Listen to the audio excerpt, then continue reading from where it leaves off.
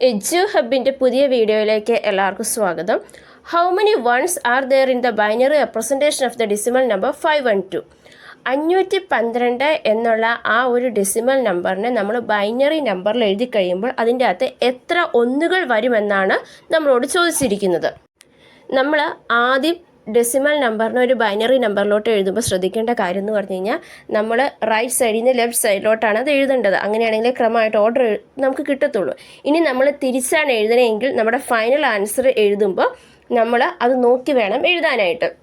നമ്മളിവിടെ സാധാ എഴുതുന്ന കണക്കാണ് എഴുതിയിരിക്കുന്നത്.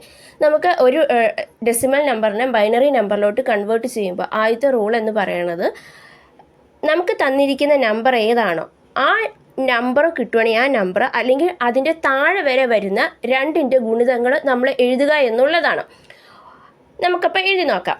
1, 2, പിന്നെ 2 × 2 4, 4 × 2 60, 60, 32, 64. അപ്പോൾ നമ്മൾ ഒന്നുകിൽ 2 × 2 ചെയ്ത് പോകുക, അല്ലെങ്കിൽ നമുക്ക് തന്നിരിക്കുന്ന നമ്പറിനെ നമ്മൾ ഇരട്ടി കണ്ടുകൊണ്ട് പോകുക. എങ്ങനെയാണെന്ന് വെച്ച് കഴിഞ്ഞാൽ നമ്മുടെ സൗകര്യമാണത്. പക്ഷെ തെറ്റാണ് നമ്മൾ നോക്കുക എന്നുള്ളതാണ്.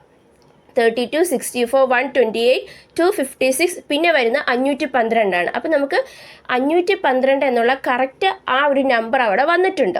ഇനി നമ്മൾ ശ്രദ്ധിക്കേണ്ട കാര്യം എന്ന് പറഞ്ഞു കഴിഞ്ഞാൽ 512 എന്നുള്ള ആ നമ്പർ കറക്റ്റായിട്ട് വന്നതുകൊണ്ട് നമ്മൾ അതിൻ്റെ താഴെ മാത്രം 1 എഴുതുന്നു.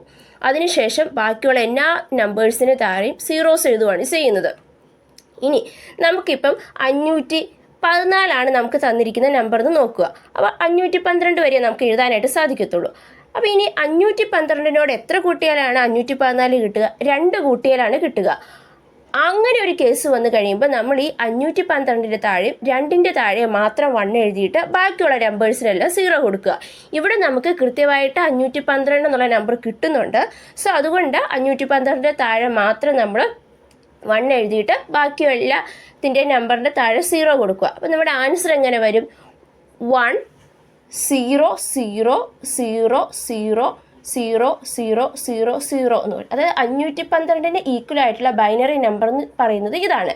ഇനി നമ്മളോട് ക്വസ്റ്റ്യനിൽ ചോദിച്ചിരിക്കുന്നത് ഈ ബൈനറി റെപ്രസെൻറ്റേഷനിൽ എത്ര ഒന്ന് വരുമെന്നാണ്. എത്ര ഒന്നാണ് വരുന്നത്? ഒരൊറ്റ ഒന്നാണ് വരുന്നുള്ളൂ. 512 താഴെ മാത്രം ഒരൊന്നാണ് ഇവിടെ വരുന്നുള്ളൂ.